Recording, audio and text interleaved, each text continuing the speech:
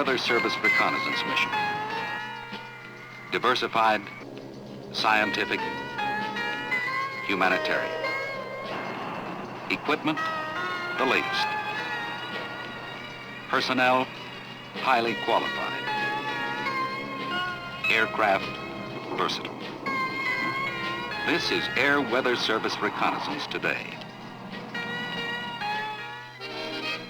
In the early days of World War II, conditions required specially designated reconnaissance aircraft to be drawn from bombardment units. Their only job, report weather conditions.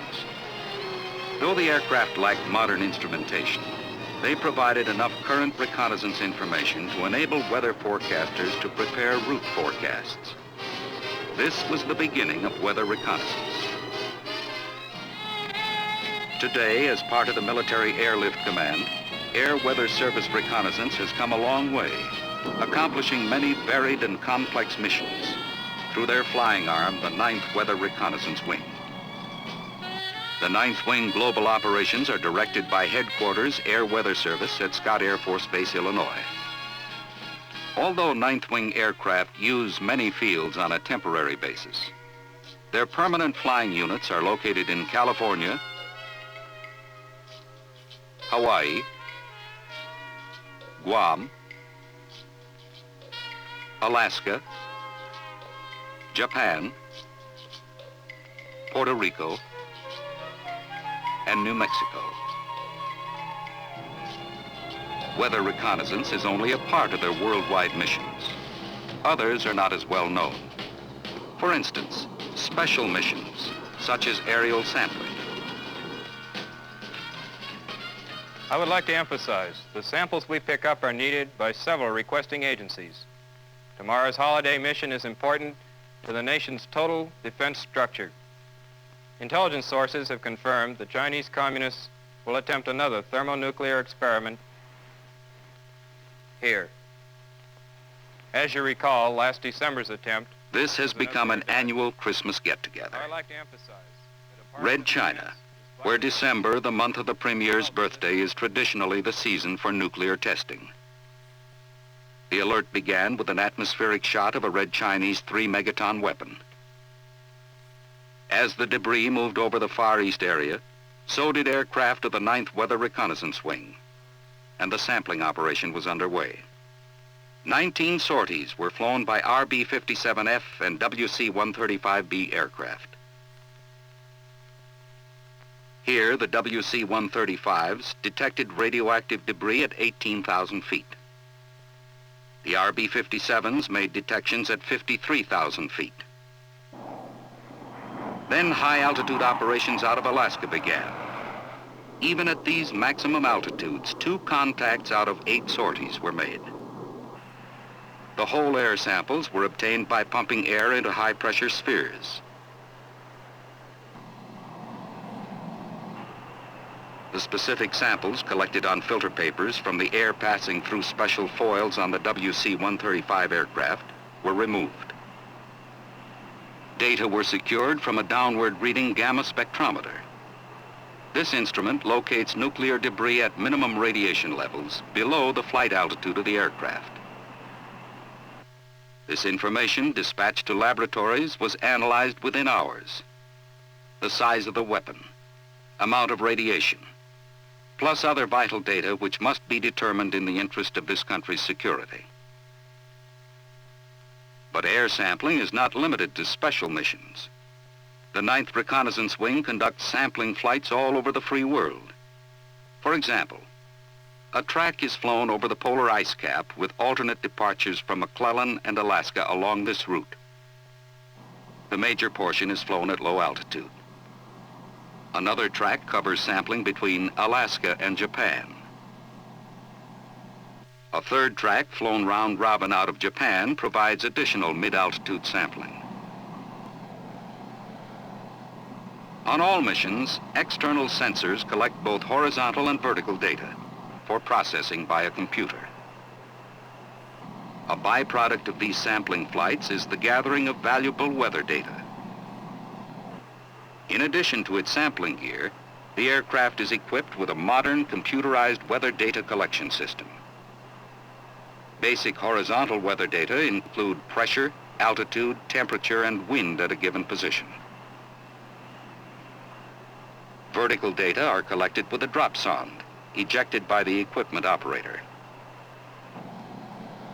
As the drop sonde descends, its small internal radio relays information to the computer. This information is transmitted to Air Force Weather Central, the United States Weather Bureau's National Meteorological Center in Washington, D.C., the Navy's fleet weather facilities around the world, and to other interested agencies. The nerve center of the reconnaissance operation is the 9th Weather Reconnaissance Wing Command Post. Here, nothing is left to chance. The status and location of each aircraft, crew assignments, mission accomplishments. At a moment's notice, every related activity can be alerted, and sometimes is. October 11th. The command post is alerted. It's a hot one. An impending Russian underground shot will take place on October 15th. Sampling will begin October 17th.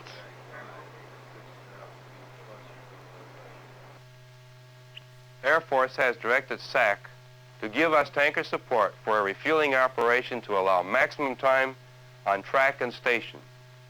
The shot will take place here at Novoye Zemlya. Our aircraft will depart Eielson with maximum gross weight and execute a buddy rendezvous with a SAC tanker. The air refueling control point is at this position 3 hours after takeoff. Then we proceed to an IP here, fly this proposed track, make contact with the nuclear debris, and orbit as long as possible before returning to Eielson. Gentlemen, and this is important, this border is known as the fence, and that's exactly what it is, a restrictive barrier placed on all U.S. aircraft flying near the Soviet Union. Do not cross this line. The samples we collect on this mission are urgently needed by the Department of Defense. The plan was reviewed thoroughly until understood by every participant.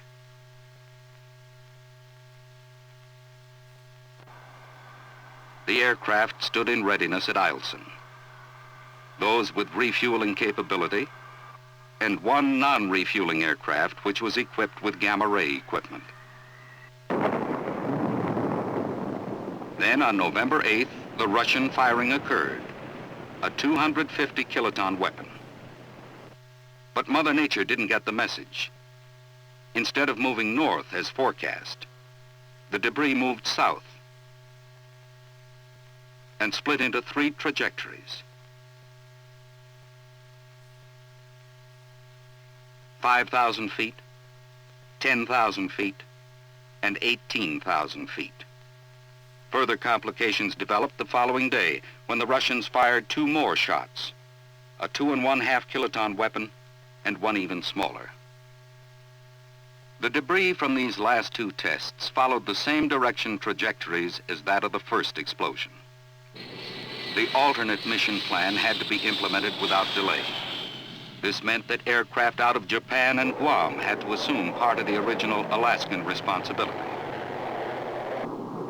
During the next 11 days, 29 sorties were flown on the 3 alerts. 3 contacts were made on the large weapon. 1 at 10,000 feet. 2 at 5,000 feet and below.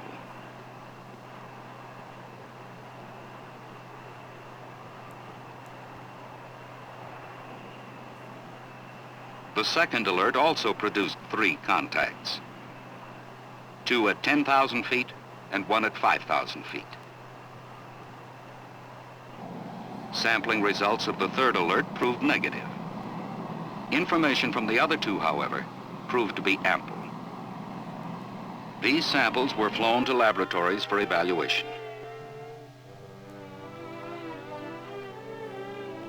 the many intelligence questions awaiting answers were answered. Bit by bit, particle by particle, information was pieced together. What was the size of the underground weapon? How much of the shot had vented from underground? But all nations did not agree to limit nuclear testing to underground sites. In 1968, for the third successive year, the French government conducted atmospheric nuclear testing at their Mururoa test site near Tahiti, deep in the South Pacific. In the interest of free world security, it had to be determined just how far each foreign power's state-of-the-art had progressed with tactical nuclear capability.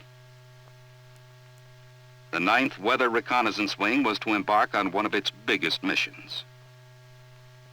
The aircraft deployed were 4 RB-57Fs at Mendoza, Argentina,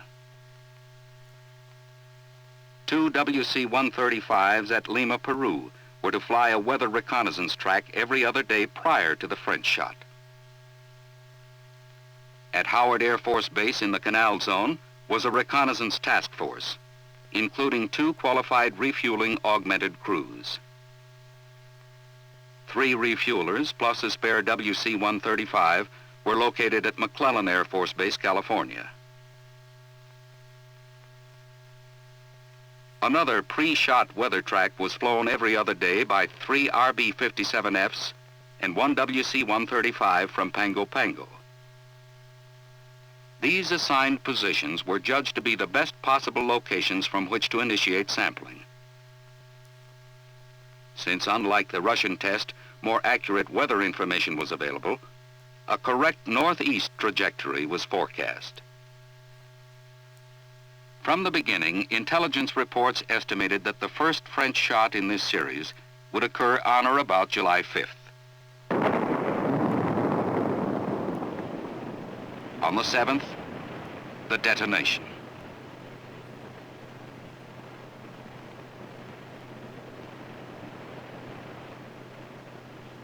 Three hours after notification, the first 9th Wing aircraft was airborne.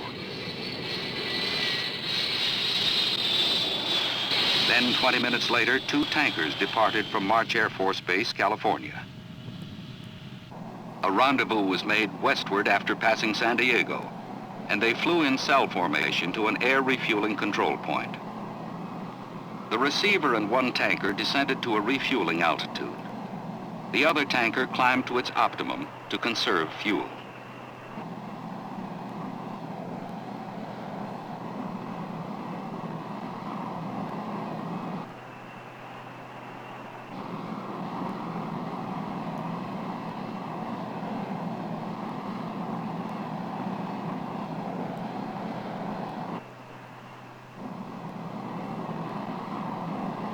Following the first refueling, the WC-135 rejoined the 2nd tanker in cell formation. At the next refueling point, both aircraft descended, and the WC-135 took on enough fuel to bring its gross weight up to maximum. From here on, the weather reconnaissance bird was on its own. On board was a sophisticated, sensitive piece of equipment which detects the exact moment of nuclear debris contact. And at 1810 Zulu, 9 hours and 25 minutes after takeoff, a hot contact. Here at 30,000 feet. Macaw Control. This is Lark 45 with an in-flight positive at 1810 Zulu. Coordinates are 1831 south, 12948 west. This is Lark 45. The results were immediately relayed to the eagerly awaiting wing command post.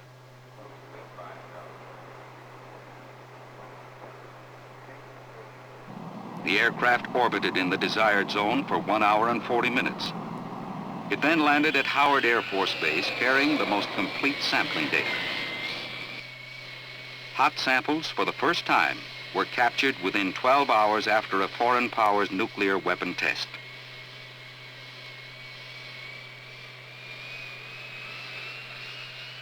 But the search did not end there.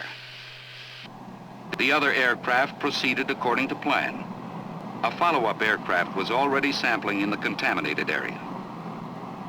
From Lima, a requirement for sampling at a slightly higher altitude began 62 hours after the initial event. 69 hours after departing their base in Mendoza, the RB-57s made positive contact. So it went, sortie following sortie. The data collected by 9th Weather Reconnaissance Wing aircraft for requesting agencies exceeded even the most optimistic expectations. What is done with the sampling data? These missions enable Air Weather Service Reconnaissance to supply several requesting agencies with radioactive contents of the atmosphere.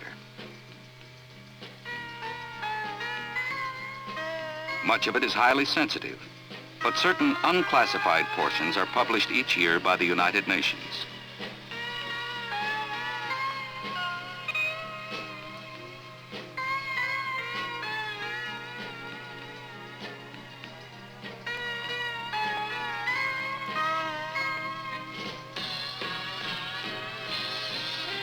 Scientific analysis of the air samples and the minute dust particles collected at altitudes up to and above 60,000 feet provide extensive knowledge on radioactive fallout from the atmosphere. Air Weather Service has accomplished another interesting and highly important mission. The men who fly Air Weather Service's high-altitude aircraft are sometimes called everyday astronauts. Interviewed and carefully selected, their physical conditions before and after each mission are checked by a specialist.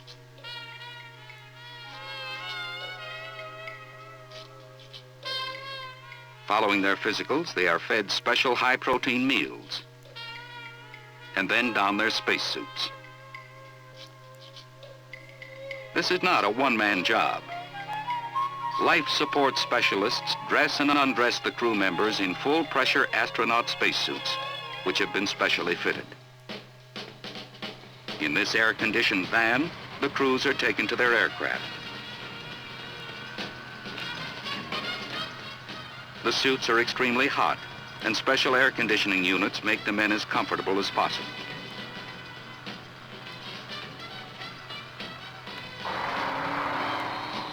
The aircraft has been pre-flighted by its ground technicians and a separate pre-flight air crew.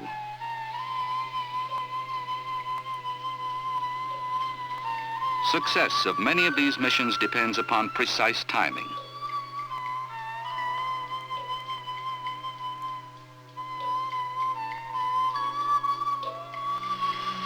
This aircraft was originally the old B-57 Canberra. New wings extending 122 feet were added. Also, 2 large turbofan engines and 2 smaller turbojets.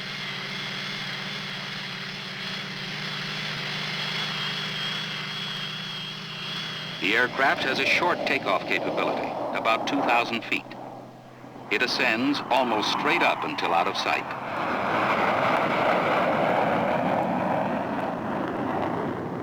The 57 flies routinely at 60,000 feet. From these high altitudes, the RB-57Fs perform many tasks never before attempted by aircraft. For example, one RB-57F is equipped with special gear designed to implement the new Earth Resources program. The data collected by this aircraft will supply information concerning Earth as viewed from space never before available for scientific research and application. Hurricanes are also photographed. This is the first color picture shot from 60,000 feet. And here's a closer view of a hurricane. Camille.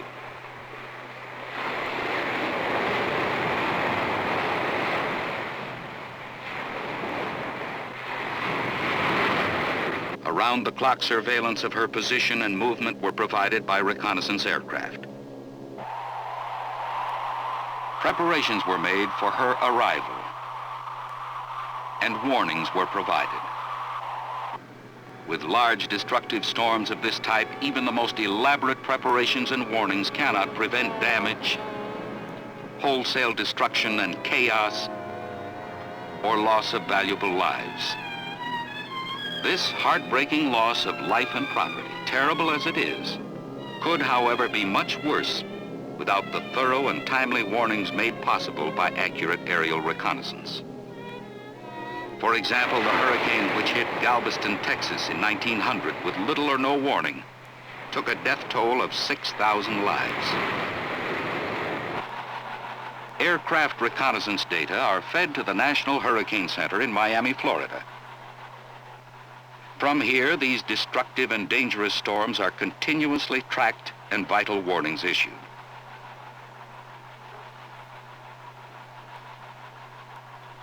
The center is most interested in the storm's route, intensity, and stopovers. Even the slightest change or deviation is plotted. The coordinator between the civilian and military hurricane warning network is the Chief of Aerial Reconnaissance Coordination for Atlantic Hurricanes, CARCA. An Air Force official, the chief, ensures that the 9th Wing's reconnaissance is flown in keeping with National Hurricane Center requirements. The WC-130, a vital part of the famous Hurricane Hunter's equipment, has been the workhorse of tropical storm operations.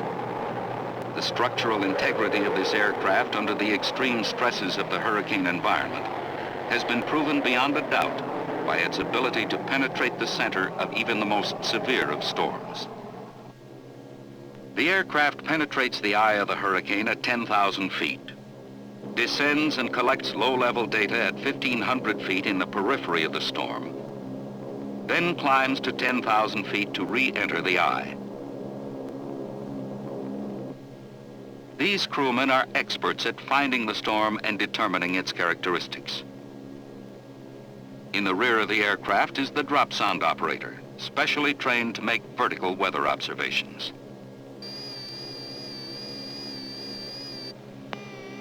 Weather nav, the storm coordinates, 2635 north, 8855 west, ETA 1825 Zulu.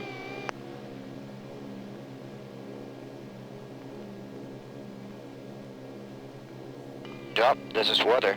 Be ready to drop at 1825 Zulu. The drop sound is prepared for release in the storm center.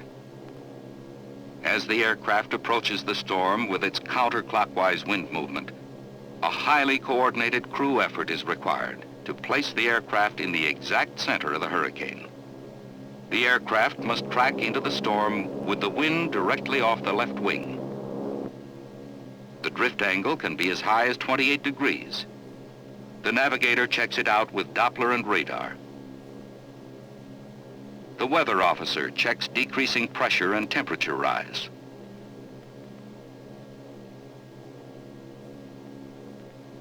The pilot checks it visually, if he can. Flying a particular hurricane is not a one-time trip, nor is it a pleasant one. Storms are classified as hurricanes when the winds reach 64 knots, and sometimes they reach speeds of 200 knots.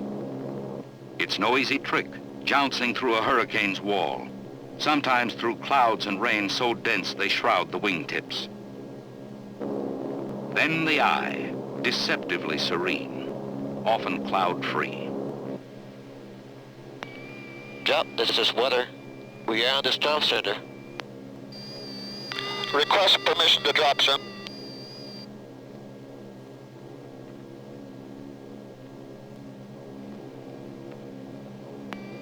Pilot nav, everything clear on radar. Clear on the right. You're clear to drop. The drop sound is a collection of weather-sensing instruments in a small case, which gives a series of temperature, pressure, and humidity readings from the aircraft to the surface as it descends by parachute. Instrument out, receiving signal. The signal feeds to the recorder and prints out the data, which are then reduced to temperature, humidity, and pressure. These data are checked by the weather officer to verify the profile accuracy. Charles, weather monitor, this is Gulf 59. The co-pilot transmits the data immediately to a monitor. Roger, Gull 5-9er, initial eye report. Gull 2, Camille, observation 7. Eye located by penetration. And then on to the National Hurricane Center, where a constant watch is kept on the progress of the storm. Radar traces the storm's progress. Instruments measure it. Weathermen observe it. Pilots relay the information via HF radio. The most current status of the storm known, early accurate warnings are issued. Weather recon aircraft fly throughout the entire free world. Any weather condition can be evaluated from where it's happening. Calm, turbulence, storms, hurricanes, typhoons. And that brings us to a question frequently asked. What is the difference between a hurricane and a typhoon? About 5,000 miles. In the Western Pacific, tropical storms are known as typhoons, while storms of the same severity in the Atlantic and Eastern Pacific Oceans are called hurricanes. Air Weather Service flyers track tropical storms in the Western Pacific using the same proven methods as those employed in the Atlantic. Information is relayed to the Joint Typhoon Warning Center in Guam. This center is in continuous contact with the aircraft, and complete reconnaissance reports are received within an hour after fixed time. Around-the-clock surveillance by the Joint Typhoon Warning Center and Weather Reconnaissance Squadrons provide both the civilian population and military units the best typhoon warning system in history. All weather reconnaissance missions are not so physically demanding, but certainly just as vital. Take a Tactical Air Command deployment.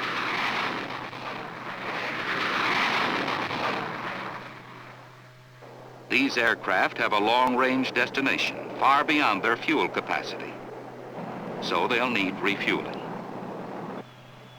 Or take a Strategic Air Command bombing strike over enemy territory. They too will need refueling to strike enemy targets and recover home base. Weather reconnaissance aircraft were not there for the rendezvous. They were there earlier, checking the status of the weather.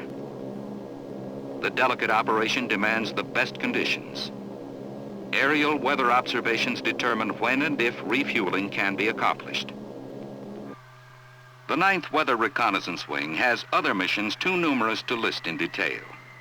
Furthermore, it has the ability to adapt to the many challenges our environmental community may have to face. There's the peaceful use of atomic energy, such as the possibility of digging canals with nuclear explosions, a great advancement. Project Rover, America's program to develop a nuclear-propelled rocket capable of interplanetary flight. Air weather reconnaissance crews contribute to the wealth of data obtained in the reactor tests by tracking the slightly radioactive exhaust gas and obtaining samples for radiochemical analysis. Air Weather Service can't change the weather, but sometimes it can improve conditions. Alaska's weather is not always clear. Sometimes aircraft movements are halted completely. Elmendorf Air Force Base socked in for several days. 9th Weather Reconnaissance aircraft dropped dry ice into the clouds to relieve the fog situation. WC-130s were used. In the back of the aircraft, a specially designed ice crusher was put into operation.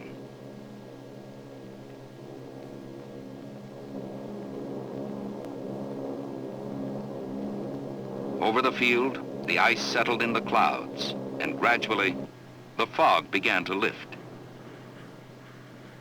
Then lift some more, until the field could be put back into operation. The possibilities of seeding clouds are unlimited, and so are the potentials of Air Weather Service reconnaissance.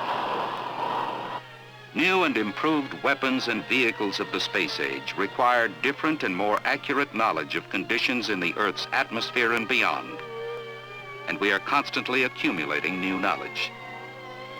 As man continues exploration of the planets and gains a new understanding of his own planet, problems will arise that we have not yet been called upon to solve.